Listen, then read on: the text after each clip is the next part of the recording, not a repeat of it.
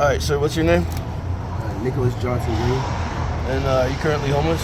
Yes. And how long have you been homeless? For 10 years. 10 years? And how'd that come about? Went through a separation and just never really recovered. Yeah.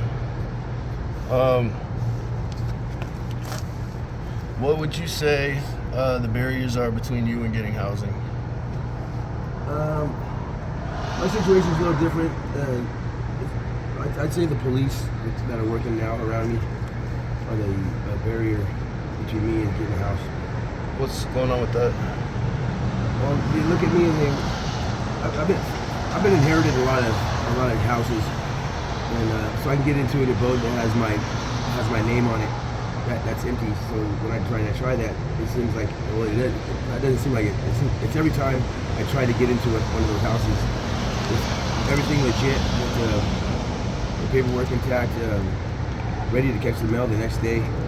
The police officers that work around me, they act like they don't believe me when I get into the house, and they tell me that I'm not a homeowner, and they pretty much send me on my way with a trespass. It happens every time. That's the barrier. What does a day in your life look like right now? If I go to sleep, getting up in a honey bucket or something like that, or a tent if I have a tent, and just trying to go from there the next day doing the same thing. And you said you've been out here 10 years? Yeah. What were you doing before that? I lived in Tacoma. I was in Tacoma for 14 years, and I was working for a place called Connections Unlimited. We were a DirecTV retailer, and we were actually #1 DirecTV retailer in the United States, all over the world, I think. And that's what I was doing. I worked there as Nick the Closer. It's closed now. I've been closed for 13 years. So that job ended because they went out of business? No, it ended because we actually got robbed, and my boss got invaded, home invaded. I got home invaded, and a couple more people from our office got home invaded, and it kind of just split us apart. And we ended up quitting the job. They moved on to bigger, better things. And I stayed in the wreck. It was in Sumner, Washington. What percentage of the other people that are out here homeless would you attribute to a drug addiction? I think it goes hand in hand. So half the people that are out here, I would say, over half, probably about 65 to 70%, are out here because of a personal addiction to either drugs or whatever it is that got them high or got them off the rocket. It doesn't have to be drugs, it could be sex or violence or anything like that. But I think about 70-75%, 65 to 70% are out here because of drugs. And what would you say the other 35? They're out here because of a mental problem or maybe some kind of, running from the law, something like that. Yeah. What do you think prevents most people who are out here from getting housing? The right resource. A lot of people are just running off one set of funding, nickel grenade funding, and so there's a lot of people that are trying to one up everybody and trying to pyramid scheme things. And I think one of the biggest things is get the right resource. Everybody's making up their own resource fly by night with a bunch of money they came up on to try to make themselves look good, and it doesn't ever work out. It's only a way to mail on your information that they give you and on your family or something to have them to be in their realm. But just have the right resource, and that's it. Where do you normally stay at? Like what areas? Here, Ballard, North Gate. I really haven't found a place that was a better stay thus far. The last place I tried to stay was Federal Way. But to tell you the truth, I've been out here like this because really for no reason. I'm in apartheid, but the fact is I can pay for anything I need. I can get whatever I want. I can live my life how I want because I have money to do it.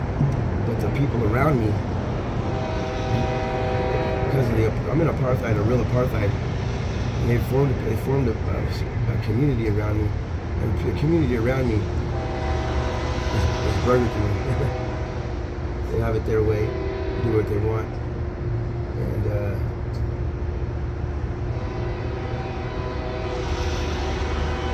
that's probably why I'm still out here. Who formed a community around you? Who formed what? A community around you.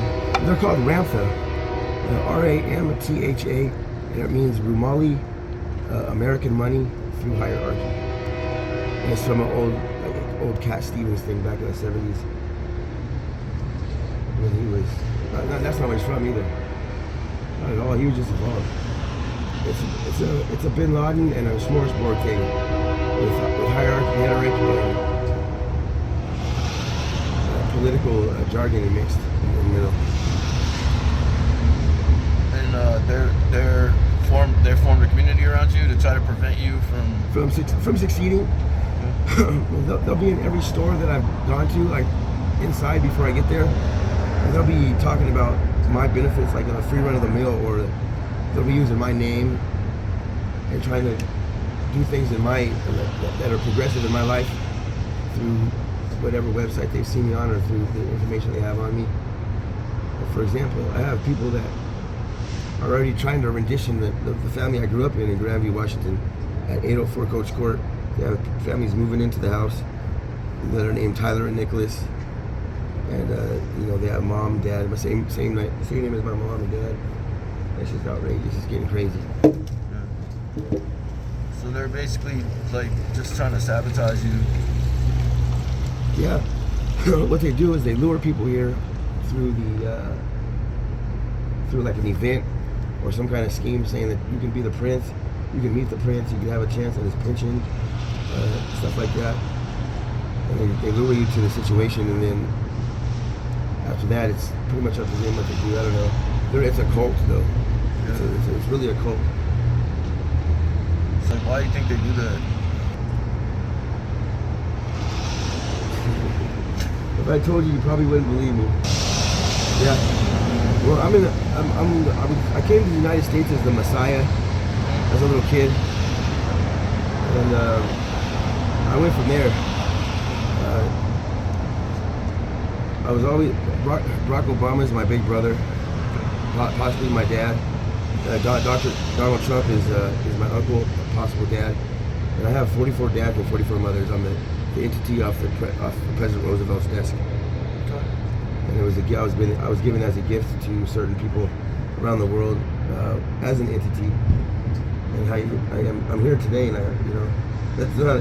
And they're watching me all the time. They watch me, and they control things in my life that are good and bad. And I'm the behemoth of Seattle, and everybody uses my name with their bank account, with their money, everything. And that's what I'm going through. People, they follow me around. Like I'm walking this way, but they're circling around me, and mainly in everything. That's what's going on. And that's been going on for 10 years. It's been a wild ride. It's been a different situation. Like I own this store, bro, but I don't mess with these guys. Like I let them just run it. A couple of them are from Grandview, where I'm from, and they get money shipped over here with my name on it from the Philippines and from other countries, and they don't even let me in the store to like reap the benefits. They give it to everybody else, and they watch. And they keep me out. It's been a different 10 years. I'm shunned by society. It's an experiment that went wrong. Some guy had an experiment called the way he was before he got here, or something like that.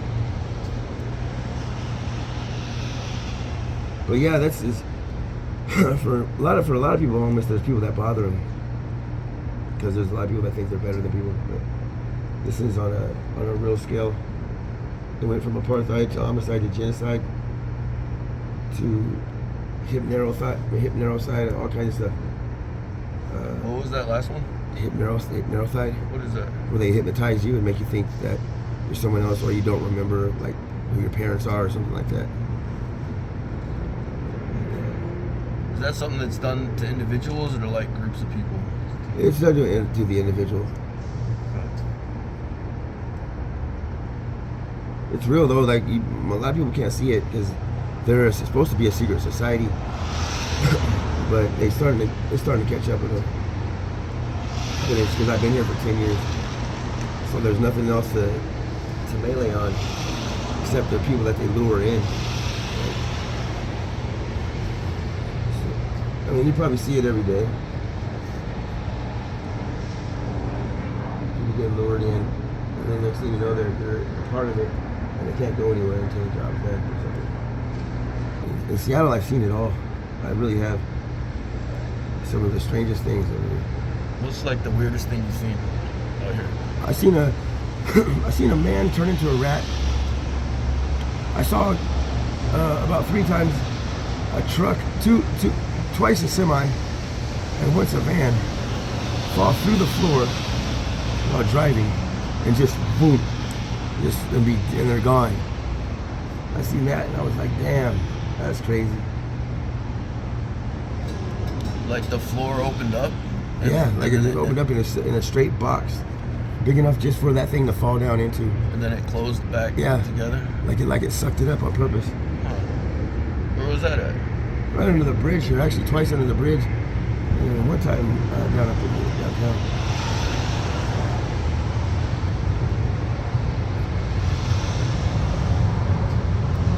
What do you think that was about? I don't know, a hijack or Yeah. But like who was like who has the Army Masonry team. Oh yeah. God.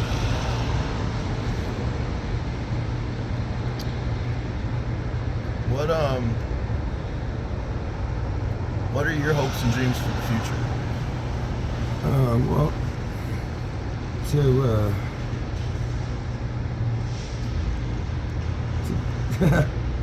to be a professional explorer and to go on vacation every day. What's one message you would want to send to those people?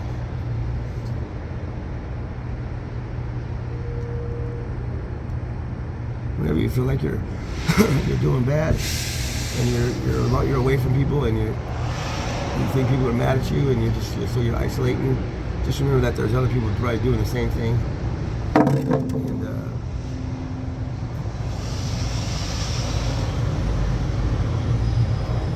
just imagine that they're gonna make it too through this. And one thing I always tell myself is why am I worried? Why am I worried about getting through a situation or worried about the next situation?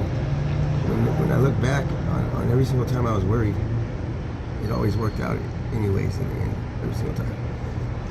So just not to worry. Like 90% of the shit that I've worried about never happened. Yeah, I know it's. Yeah. Well, if you're a believer, if you believe in God, then worry. If you thought of it this way, you would try not to worry because because if you're worrying, then you don't have faith that God has you right where He wants you at that moment in time. And so there's really no need to worry about things. That goes for the money, like car notes and all those things. They're gonna come if they're meant to be. Where did you grow up? Grandview, Washington. And you said you came over here when you were as a Messiah when you were. Oh, I came from Nepal or Nelfi or Tel Aviv or Indonesia. One of those countries. Egypt. But I came to Grandview as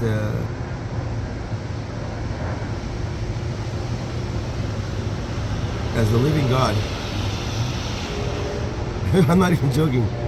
My mom had to hide me for a couple years, and then the first couple years of my life, I was handled and named by these people that ramp the wish ram they were called. So those people handled you, and then at some point they turned on you? No, they let me go. Okay. Because they're a group that is actually the Nation of Islam. The Nation of Islam is Satan or no God at all. And so they act like that. Wait, the Nation of Islam is Satan? Yeah. Why? Well, Muslim is like they're Christians over there. I would say Catholic Christians over there. But the Islam is Satan worship. What's the difference between Islam and a Muslim? Islam is the way they began the whole tradition. With off with your head, still you get your hand cut off. Crimes of the people, you're locked up for the rest of your life. As to where Muslim is more the New Testament. And they worked in a more Jesus way. Yeah, because I know Muslims believe Jesus was a prophet, but not a Messiah. I think they believed he was the Messiah, but they didn't believe he was the prophet of the Messiah to be the Messiah. What do you think a Messiah is going to look like? Well, well, to you or to me, he would look like the person that we have always thought he would be. Whether he be white or black or a different pigment. The person that you think about when you're praying or what you've seen in the church growing up in your own experiences is what you think he would look like. And it probably is in your mind, you know. And you're saying you're that, or you were that. That's what I came to the United States for. And what happened with that?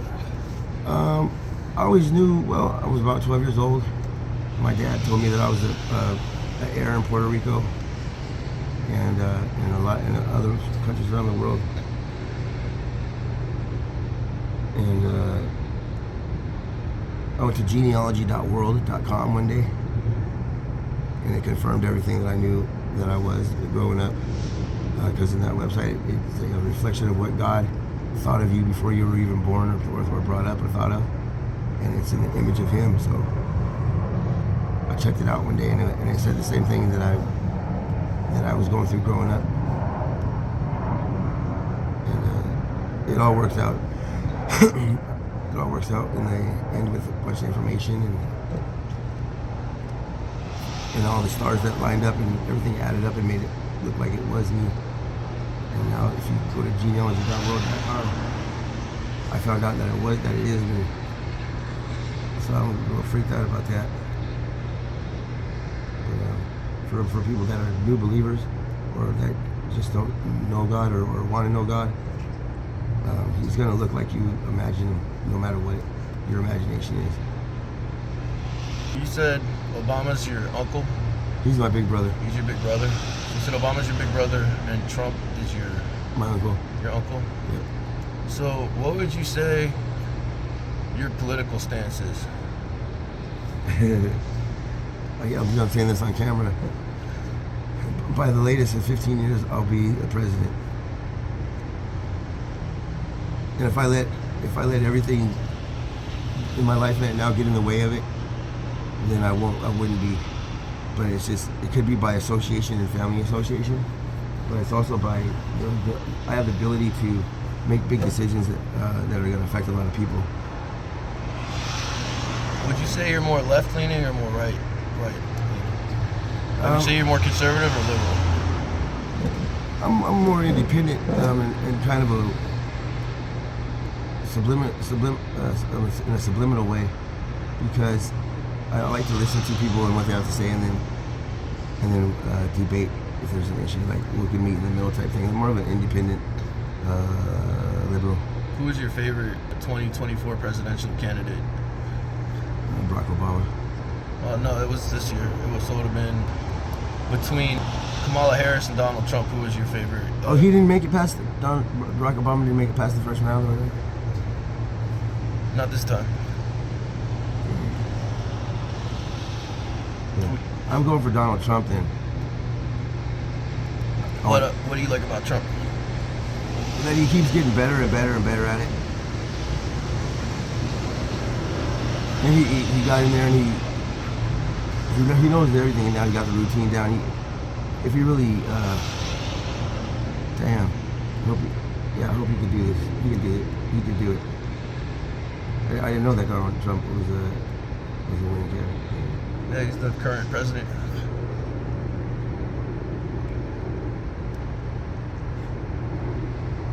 What did you like about Barack Obama? How he ran the country with ease, and he had a plan, and he put it in motion, and it worked right away. It worked right away. It didn't take any time to work, and it did everything like he did everything he said he was going to do, and it worked like he said it was going to work. And we were cool. We came out of deficit. He brought little people up. Are you a musician? Sort of. How long have you been playing? Probably about 1,000 hours. 1,000 hours. Do you busk? Yeah, I try to. No one pays me though. Yeah, they're like, I don't know. I don't make a sign, so. But nobody pays me. They just let me pass by. What would you say your favorite type of music is?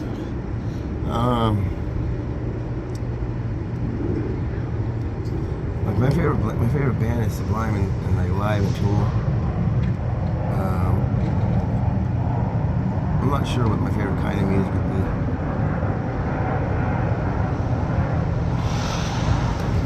More like I like unplugged stuff. Yeah, acoustic? Yeah. Where do you see the future of this country headed right now? Well, I think the future is pretty solid. It's always going to be solid, but if we let this continue, this forlorning, and it's going to cloud everybody's mind. Everybody thinks it's okay. We don't restore people.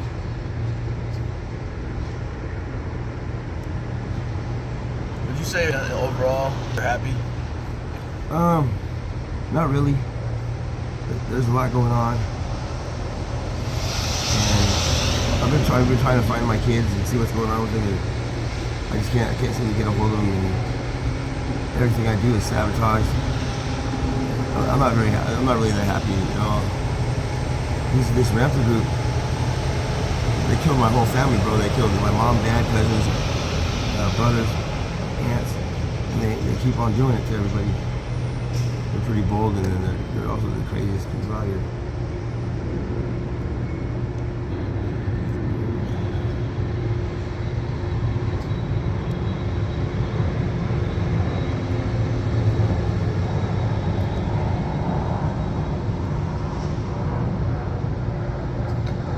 How would you define happiness?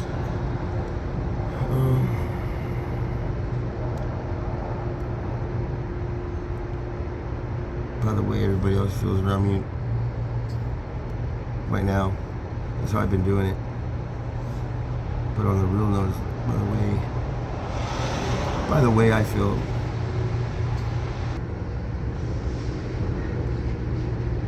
I'm not sure. Money's the only thing that's gonna help me. Housing, or just money for housing? Money right now, because the housing is gonna be there. Because I already own all the houses I try to get into. I just have to get the police to see it my way. Yeah. Have you signed up for any of the housing services in Seattle? No. Do you get high? You do what's your drug of choice? Marijuana. Do you do fentanyl? Yeah. What do you think about it? I think it's crazy. Like, the blues are. I can't smoke a blue myself. They make me sick right away.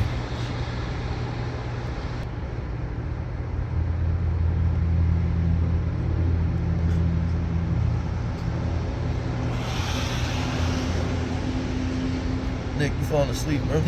I'm tripping. Where do you think all this fentanyl is coming from? Like a plan that someone had back in the day that they just plucked right into to to make a distraction. You think it's a plan? Flood America with blues? Yeah. You think it's coming from China?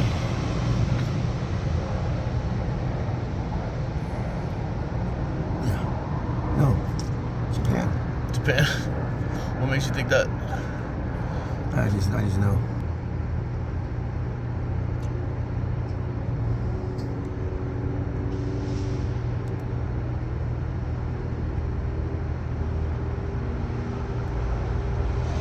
Alright, I'm gonna ask you one more question.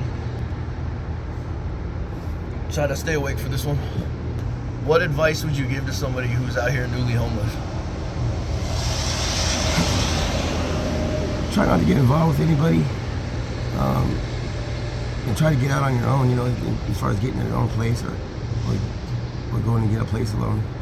And don't give out any information because everybody melees on all your information that you get. On your family members and all your friends.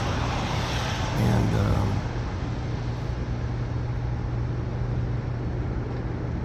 when you say don't get involved with anybody, is that because people out here tend to hold each other back? no. Most of the people out here, no offense to anybody if they are, but they're like rapists or they're unregistered sex offenders or child molesters, or they're on the run from the law, and that's like 99% of the population. So that's why I don't get out none of my information. 99% of the homeless population? Of the Seattle population. So even non-homeless people are child molesters, criminals. Yeah. Yeah. All right. Well, thank you. Thank you, man. For taking the time to talk to me. No problem. Yours is nice and sophisticated. This? Yeah. Yeah. I'm stripping. I like that. That's nice. You're working with like a local PBS or? Independent YouTube series. Right on, man. Well, what do you have planned tonight? I'm probably just gonna go somewhere and fall asleep. Yeah, around here? Yeah. Isn't this neighborhood kind of grimy, bro? Like, yeah, it's crazy. Where I fall asleep at, people are getting killed all night, every night. Really? Yeah, it's just crazy. Where's that at? They call it Little Ethiopia. It's right over here, right down the street under the bridge. Oh, under the bridge. Over there. Yeah. Like right when you first go under the bridge? No, I go all the way down to the Union Hall. Okay. And then right across the street from the Union Hall is like a honey bucket. I sit in there, I rent it out, and I rented it, and I just fall asleep. I try to. Like sitting up in there? I lay sideways on the seat in the back. Okay. It's kind of uncomfortable, isn't it? Yeah. It's better than being outside though. Like outside right now. Yeah, it's wet and cold, for sure. I feel like if I was outside, I wouldn't want to be in SODO. I'd go to like West Seattle or somewhere where there's less people, also homeless. Yeah. You know? There's a lot of action out here. Yeah, I bet. What attracts you to this area? When I first got here, I was in China. I started out in Chinatown, and then I moved from neighborhood. I just ended up staying right here. Chinatown's worse, isn't it? It can be. Out there's nobody out there though. And when it happens, it's like that's it. You know, you're out there by yourself. There's no one out there, and then I saw what I needed to see today though. What was that? Just how it's the water. That down there is just shut down. There's something else going on down there. There's no freight coming in. There's nothing going on. And it's kind of scary. This little world. I've stayed over there in West Seattle before, stuff like that. Mm. It's just I don't know. I just stayed in one spot. I plan on getting up and getting out of the situation, of course. But I've gotten lazy, complacent. I think it's the weather. Yeah, right now it is. What's your name again, bro? Alex. Alex? Yeah. How old are you? 45. 45. You? 46. You from Tacoma? I'm from Chicago. Chicago? Originally. And then I tried to move to Canada about 13 years ago. Ended up coming through Seattle, ended up in Portland. And then I came up here from Portland maybe 6 years ago. You been down to Portland? Yeah, I used to live there. Yeah, like it? Northeast. Yeah, I liked it. What do you like better about Seattle? I like Seattle's unique, but the wrong people are here right now. It seems like. I like the downtown. The downtown's bigger than what people think, and just everything that I really want for a city to do what I want to do. But I never really got a chance to check it out. What did you like? What did you not like about Portland? Well, nothing. I liked Portland all the way. Yeah. I really never got a chance to really check it out either. I was young and the days just flew by. It's a good place to go do nothing. Yeah. And just get stuck for years, just kind of hanging out. And I just kind of got bored after a while. Like, I love going down there for periods of time, but I can't live there long term. I started just getting stir crazy. I just need more out of life. If I was gonna move anywhere, it'd probably be somewhere with better weather. Yeah. Shit, bro, I gotta get up and bounce. Yeah, same. Well, I appreciate you, man. I appreciate you too. Thank you.